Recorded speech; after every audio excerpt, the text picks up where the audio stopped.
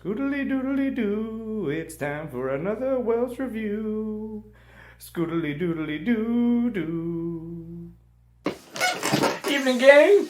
Welcome to the Welch Review. It's good to see you. Yeah, man. We're your hosts, Sam and Stefen. And today, what are we talking about, man? So today we are talking about Shadow in the Clouds. Ooh.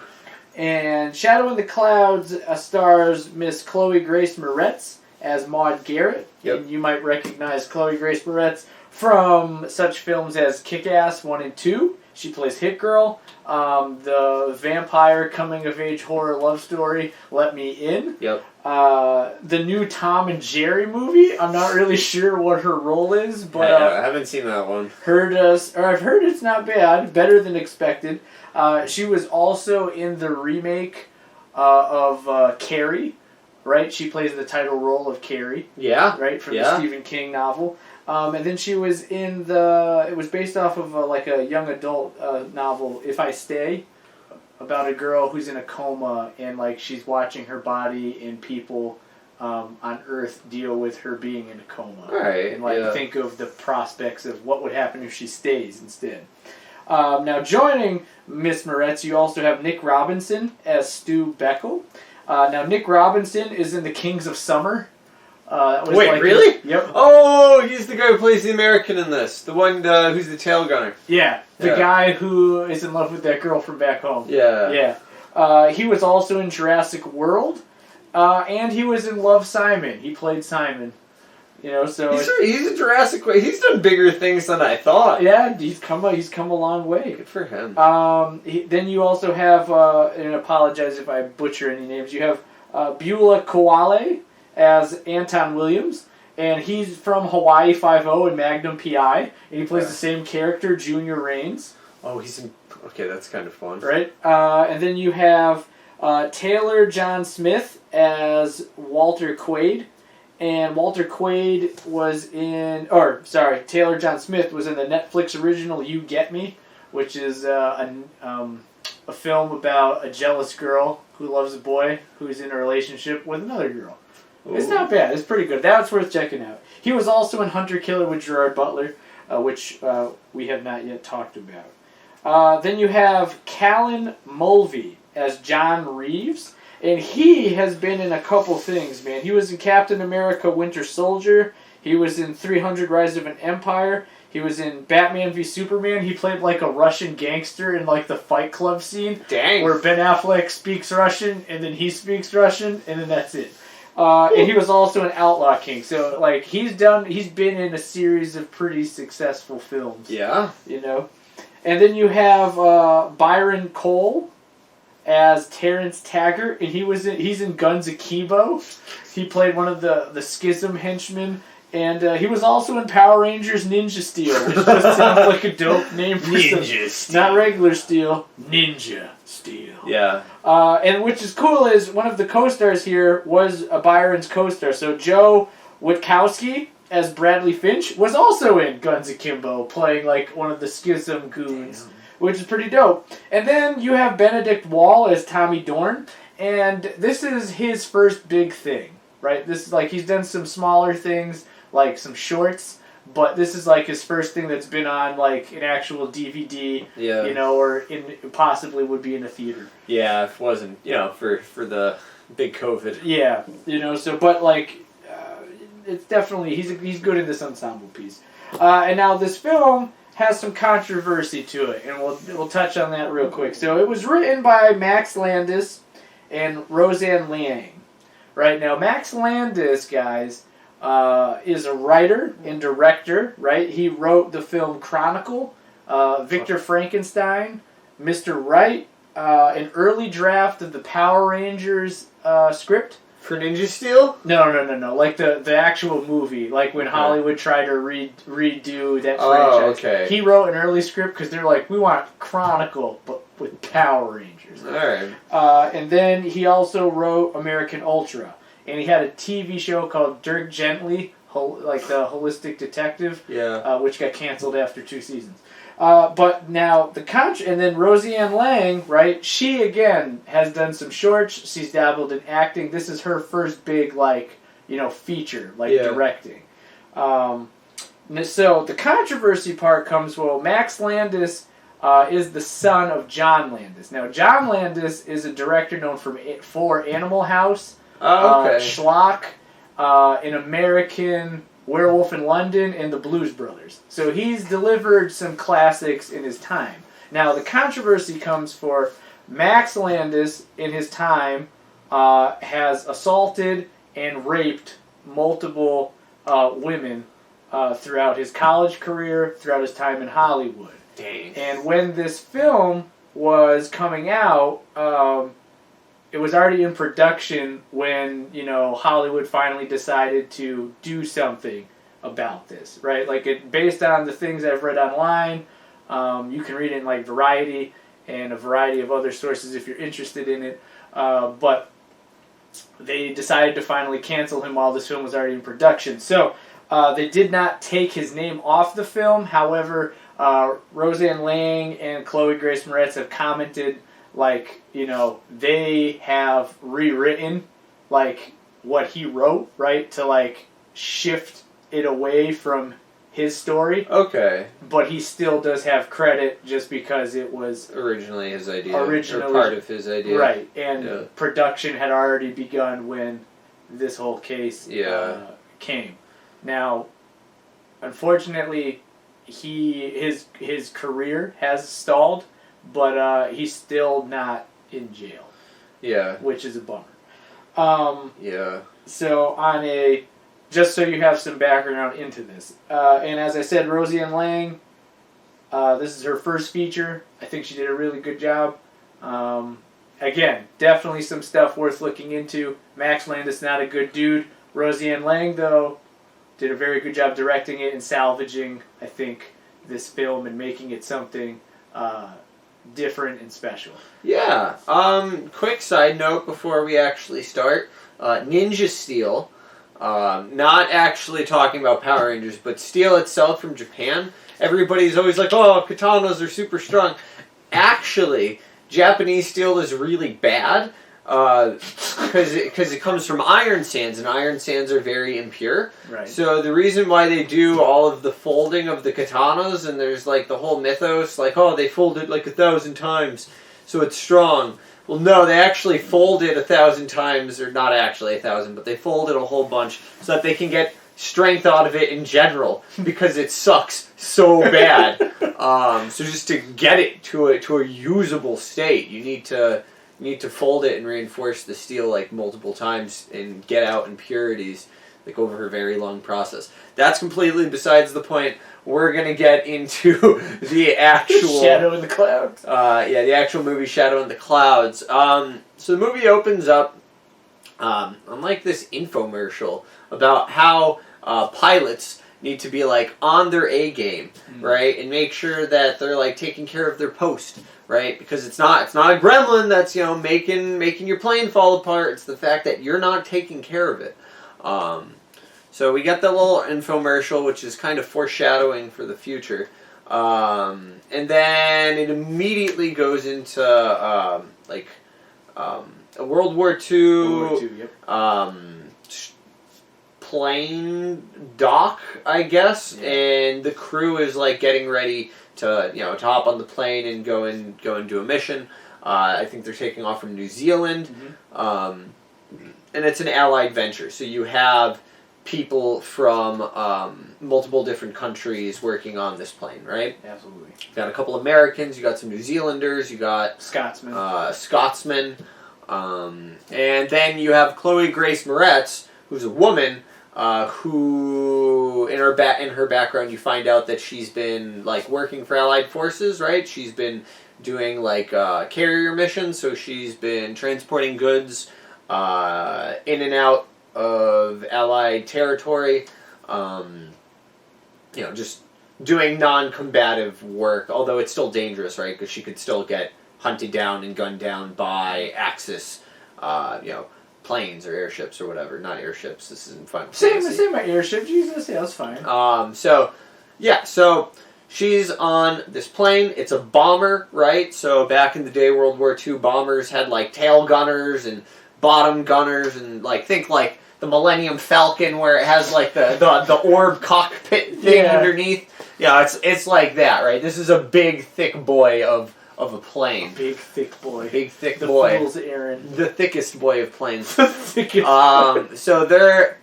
yeah, so Chloe Grace Moretz is like, hey, listen, I have orders from your higher-ups, who are scary, that you need to take me to where you're going. You need to deliver me and this package that I have. And immediately, the crew is skeptical and sexist. Ridiculously sexist. Yeah, which I guess kind of makes sense for like a World War II era. Like, you know, you have a whole bunch of soldiers who have been like just, you know, with dudes for the last like, I don't know, probably a year. Doesn't make anything that they say okay, but you know they're trying to be time period accurate. I also think though it makes it's an interesting reflection, right, on the whole Max Landis. Yeah, thing, exactly. Right, where somebody who is so sexist and wrong and done a lot of horrid things, is being portrayed by like the men characters. Yeah, you know, or at least a lot of them. And immediately, like we were saying, there's quite a few of them who are like very sexist and rude. And then there's like one who's like nice, right? Quaid, who's a nice boy. But they don't really know what's going on with her, right? Normally you don't transport women in airships or airplanes, you know, on any kind of run, right? That's not normal. So they're skeptical, so they put her in one of the gunner chairs, which if you think back, that doesn't make a lot of sense. Like, hey, let's put her in the spot that handles one of our most important guns. We don't trust her, let's give her access to the house. To a giant machine gun. This makes sense. And then, you know, they take off, they go about their business, and they're trying to figure out, you know, like relay to the ground, figure out what's going on with this lady. Like, who is she? She says she's this important lady, but her background is kind of cloaked in mystery. And pretty quickly, we find out that she's not who she says she is.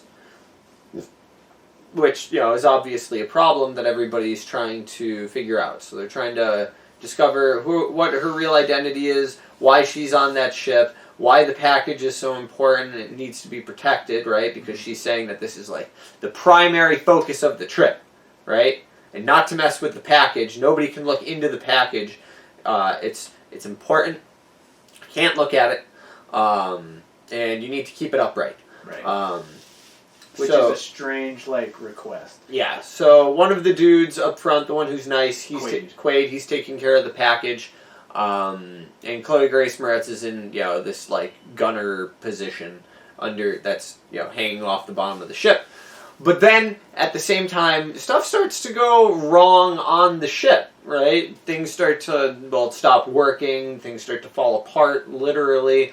And they're like, yo, what's going on? This doesn't make any sense. Which is when we realize that they're not alone up in the skies. I'm not going to say exactly what's up there with them.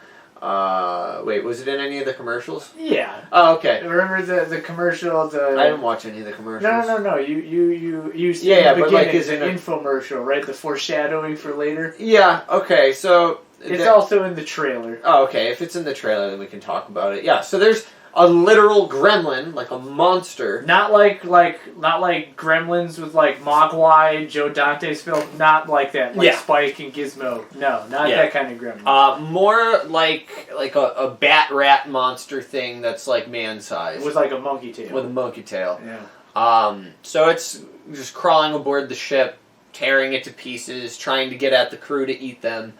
But really, it's going after Chloe Grace Moretz, right? Yeah. Like, it decides, like, hey, I'm going to eat that lady. And that's what it tries to do for the rest of the film. Yeah. And it tries to find ways to lure her out to get her in a vulnerable position where it can attack her, just like the director of this film did to women. All right, now, sidestep back. That was pretty good. Thanks. It's horrible. Yeah, pretty disgusting. It is disgusting. Anyway, sidestepping back into the story. So it basically becomes Chloe Grace Moretz's conflict with this monster as she's trying to survive, keep the package safe. I'm not going to tell you what's in the package because that's kind of like... That's a big It's spoiler. like, whoa. And also how she tries to win over the crew to get them to kind of, like, you know, have faith in her, believe her, you know, try to get them to believe that there's a monster climbing up on the ship. Do you think, though, it's not so much her trying to get them to believe her, but through her actions, they realize we're dumb and, like, we need to pay attention to what she's saying? Well, I guess it's less that she wants them to believe her, but more that she wants them to, like, not screw her over. Fair, yeah. You know, like, she's trying to win their trust, not necessarily because she wants to be best friends with them, but because she wants their help. She has a very specific end goal. Yeah. Yeah. And she needs their help to get it. Right. So she, you know, works to earn that trust and ultimately to save and protect these guys from the gremlin. There's also an instance where they get attacked by some Japanese fighter planes, or actually multiple instances where they get attacked by Japanese fighter planes, and she and the crew have to work together to, you know, defeat this enemy. You know, it was, again, World War II. So yeah, I'm not gonna really say much more than that because I feel like this movie's plot is pretty direct. You know, it's pretty to the point, and there's a couple of pretty big twists and turns in it that kind of make up like the meat and potatoes of the film.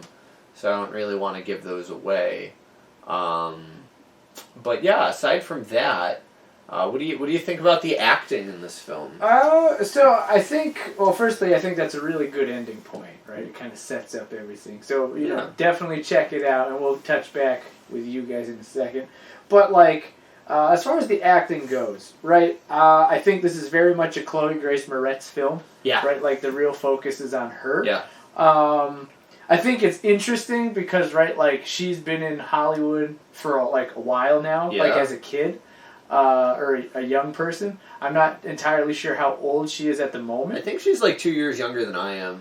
I can't say that without a doubt. So like early 20s. Yeah, early 20s. So she's probably in her early 20s. So it's interesting seeing her like take on like not that they're not the past thing she hasn't done is mature, but I guess just like a different role as an adult. Yeah. You know, so it's interesting watching her grow through the films that she's chosen, right? For the sure. role she's taken. I thought she did a very good job, especially, you know, where the emotion kind of gets amplified more about what her character's going through. Yeah. And what some of those spoilers are, right? Especially that big spoiler. Yeah. You know, like once the box, what's in the package gets questioned and, you know, her attachment to it, you know, whatever that may be, that I thought was when you start seeing more emotion come about. I think so. I think as far as Chloe Grace Moretz, actually we should touch on a thing before I get into that. A lot of the acting is, at least physical acting, is really on her for like at least half the film, maybe even more. I would say even more. Yeah, because she is locked in this turret, right? Yeah. In this turret that's below the plane. So she isn't physically interacting with most of the cast. It's mostly just verbal interactions. Yeah. Right? Because she's communicating them via, like, the radio. So yeah, so that's how they're all communicating, but the camera's always on Chloe Grace Moretz. Either that or the gremlin monster, right? So for a large portion of the film, it's her displaying her emotions in relation to voice-acted lines, right? So, I mean, I'm sure they gave their lines directly, right? Just so it was easier for Chloe to act off of them. But, yeah, she was physically the only one displaying emotion. Yeah. And she did a very good job doing that. Additionally, the position that she's in, like physically the position that she's in this cockpit, is kind of terrifying in its own right, because you're staring down, right? You know how like when you're like climbing a ladder and they're like, oh, don't look down? Well, this is like that, except you're in a plane over the ocean being shot at by other planes, and there's a monster attached to your plane trying to murder you from outside on your plane. So you have like a variety of like nightmares hitting you all at one time. Yeah, so her character does a pretty good job of acting afraid. You know what I mean? Like she is believably afraid, but also like required to overcome these numerous obstacles. You know, if she wants to survive, and she has a good reason for wanting to survive.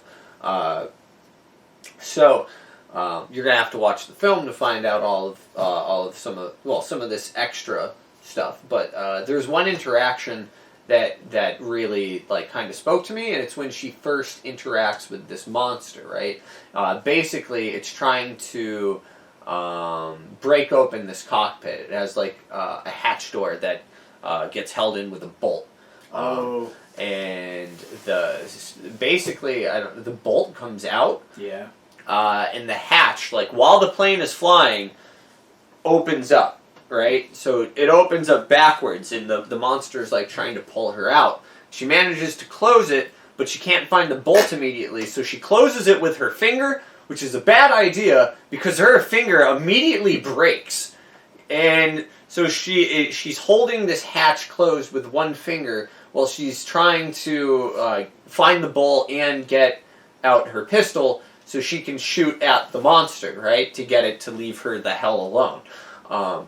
But at the same time, this monster's hanging off of that door, breaking her finger, and trying to stab her with its claws through the hatch. So there's just like a lot of panic going on with her character, and she's very isolated and alone. And Chloe does a good job portraying those emotions accurately. You know, like, yeah, I believe that you were probably crapping your pants right there. And you're in a butt ton of pain because you just broke your finger.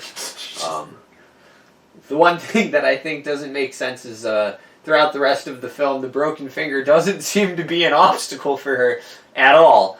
Oh yeah, especially when like she has to like climb across like touch on a little bit. She does some kind of wacky stuff that like it's cool for a movie. It is cool. It is cool, and it seems practical because all they did was like flip the plane upside down, right? Yeah, and well, then blow wind like so it's how they filmed it. Basically, the monster steals that package, right? Yeah. So she, the rational person that she is, decides to do what? She decides like she's gonna start, bouldering outside on the plane. Yeah, on the underside of the plane. Yeah, but like how they filmed it, right? So again, like Sam's saying, this broken finger she has isn't really a contention for her, right? It's just like, oh yeah, I can do this flawlessly. But how they filmed it, it looks like, they did old school, like, right, where they would show Spider-Man, like, climbing, where they just, like, put him on a building flat and then put the camera, like, so, like, and then on he the just ground. crawls up the and building. just crawls up the building. But really, he just, like, walked on all fours across, like, a placemat. Yeah. Like, so they just did that. They made the set, the upside down the plane, show her climbing. Yeah, so put wind like to simulate like, oh, she's outside on the underbelly of the plane, which is a really cool thing. But it's just interesting, like, oh, I have this hurt finger that's broken in pain, yet here we go. Yeah. Which I guess she's really acting. She's showing internally, ow, but externally, I'm on a mission. I have to do this. Yeah, I don't know. I just didn't buy that she had a broken finger while she was climbing upside down on a plane that was flying. No, that's fair. You know what I mean? Yeah, like, it's like, I don't know, man. Some of these little, like, I don't know. Yeah, okay, so, like, not that I'm the best at it, but I boulder, which is, like, rock climbing, right? And a lot of bouldering is at, like, very steep angles, or literally upside down sometimes. And climbing upside down for the amount of time that she did, with a broken finger, even if you had really, really good things to hold on to, would be extremely hard, especially when you factor in, like, climbers wear specific shoes to help them climb. Yeah. Right? She was wearing combat boots. When your combat boots are like the opposite of climbing shoes. How was her form though? Not bad. All right, Not bad. She was using her feet. She was fist jamming into holds. One time she wrapped wires around her arm that way she basically, to take off like most of the work because it's just holding you in for you. Right. There are no knee bars, heel hooks, or toe hooks. Well, actually, there's one toe hook. So yeah, I mean, it could have been better, but it wasn't bad. It wasn't bad. Okay, Yeah. so there's some plausibility, not a lot, but there's wiggle room. Yeah. In terms of acting, I think realistically, all the other actors, like you said, not that they did a bad job, right? But Yeah. it wasn't as demanding for them. Right? Yeah, it was all voice acting. It was all voice acting. I think the only other thing that stuck out to me in terms of like actual acting with emotion was when Nick Robinson's character Stu Beckel is talking about how like this girl he met back home and how like they would talk and he always took that relationship for granted, like, oh, she wasn't like the prettiest girl I ever met and I never really considered dating her, but like I always had a fun time talking with her and being with her and hanging out with her. And then he's realizing, as moments of possible doom are looming, like, I've messed up, man. Like, I've missed out on something special.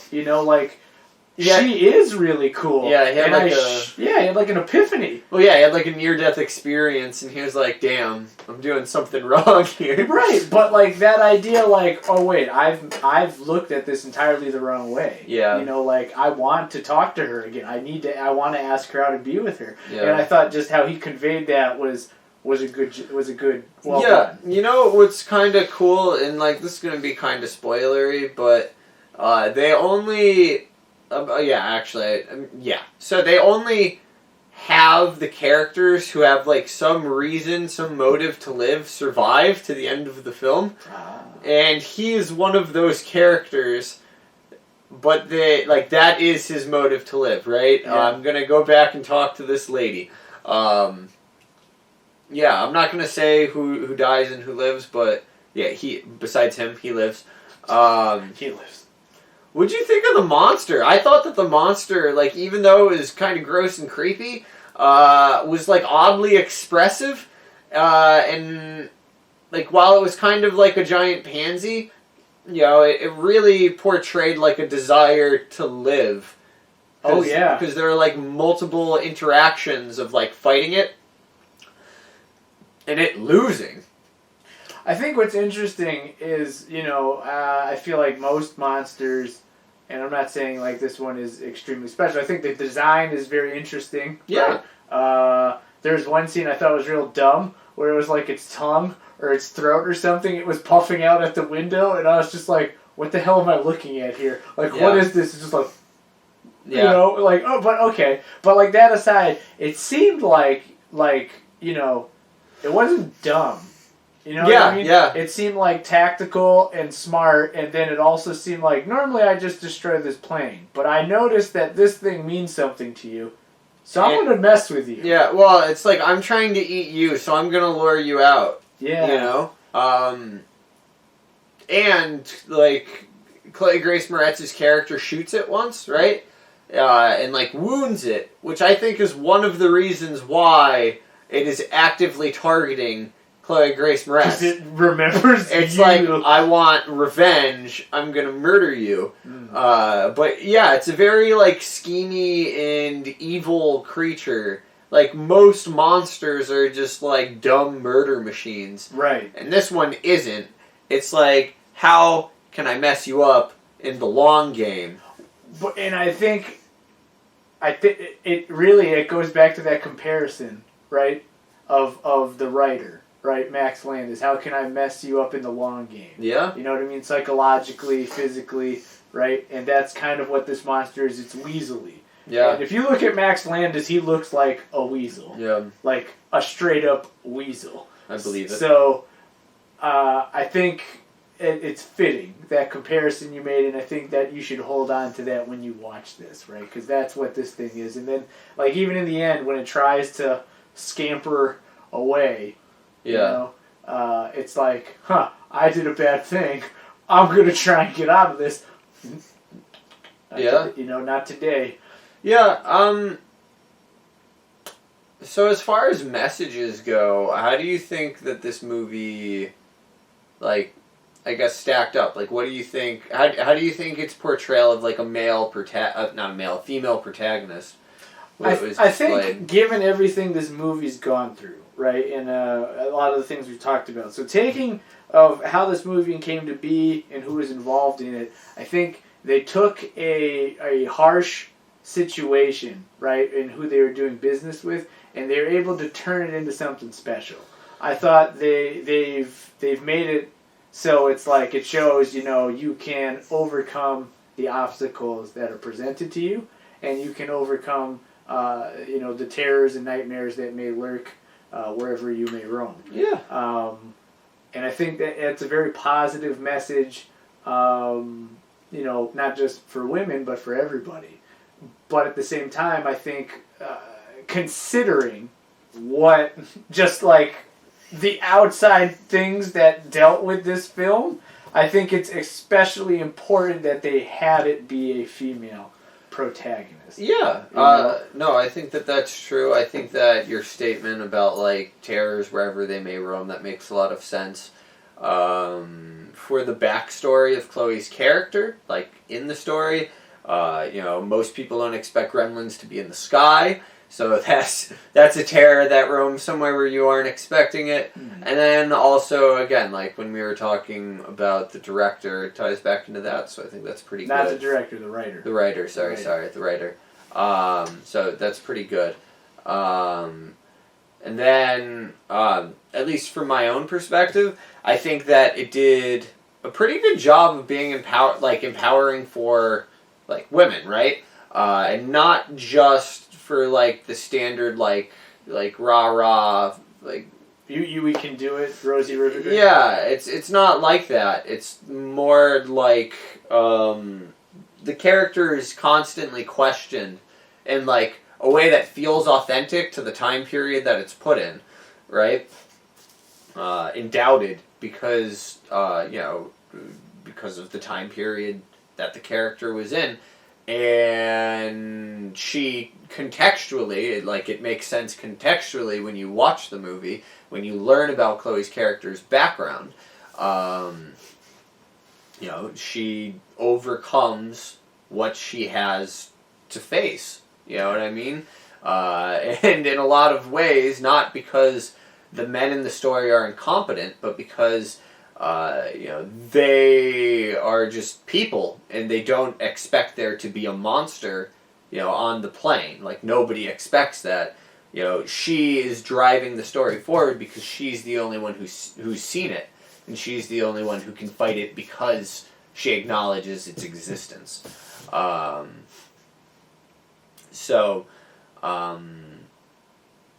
It doesn't,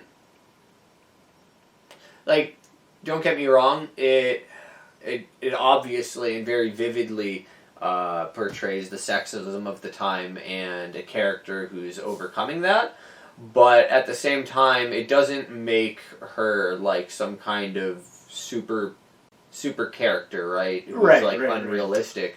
She is realistic. Her advantage is knowledge, right? Her advantage is that she sees it, she knows what it's doing, and she's, fighting back any way that she can, because one, if this monster destroys the plane, they all die, and two, including her, and two, it takes something that she wants, more than anything else. So it's it's empowering to women in a realistic way. It's not like forcing anything. It's just like the message is well represented. Nothing's forced, which I think is really really hard to pull off when you have a message that you want to push to the forefront. It doesn't seem preachy, I guess, is what I'm saying. No, you're right. It doesn't. She seems very real, very grounded. And you've mentioned to the times, and I guess it kind of seems accurate just because it seems now. I don't know, people are realizing, oh, hey, that's wrong. Yeah. You know, so it's like still a period of accepting, you know, horrors that have happened in the past, Yeah. things that are repeating themselves presently. So I think having films, right, regardless of how like fictitious or, you know, grounded in reality they may be, it's important that there are messages like this that showcase, like, Yeah. hey, that type of stuff, not cool, and shows people overcome it. Yeah. You know, in realistic ways. Yeah. You know, so all those type of things are important. I think even though this film came from something horrible, right? It was mixed in with that. I think a lot of credit should go to Roseanne Liang and Chloe Grace Moretz for making it an empowering story. Yeah. You know, and I don't know, man. I feel like you just hit the nail on the head when you were making the comparisons between the monster and, you know, the original writer of said film. So, Shadow in the Clouds, I would definitely encourage you to pick up or watch wherever you can find it. It's a good creature feature. It's a good history-esque feature. If you like air combat, it's pretty up there with like Air Force One. It's pretty dope. Yeah, it's a good story, a good message, great performances from all of the actors and actresses. Yeah, that's another thing. This is rated very low on IMDb, and I don't understand that because it's a good film all the way around. It's very tightly wound. It's real good. There's one last thing I wanted to talk about when they introduce the characters, right? Like when they're talking on the comm, right? Liang does this thing where she does insert shots, right? So it shows like one character talk, then it shows a quick like image of what that person looks like. Yeah, she did that a couple of times. I figured that was her trying to portray what Chloe Grace Moretz's character was envisioning them. Yeah, like in that brief thing where she saw them before she was in there. But I thought that was very cool. Yeah. It was very also, the music is dope. The music is really dope. It's so cool, right? Like it's set in World War II, but they use like 80s synthesizer. And you're just like, I'm in it. But anyway, pick up this movie. Don't listen to IMDb. And Sam, what are your closing thoughts? Yeah, no. Like I was saying, good story, good message, good acting. Can't really go wrong. The monster's pretty cool too. Yeah. And it seems like the kind of thing that, like, if you found out that they exist, like in real life, like IRL, you know, there would be like a crusade to murder all of them immediately. You know what I mean? Like it's that upsetting. They'd all be dead. Yeah. So yeah, check it out. It's a good time. This has been the Welch Review. Yeah. We'll see you next time. Bye-bye.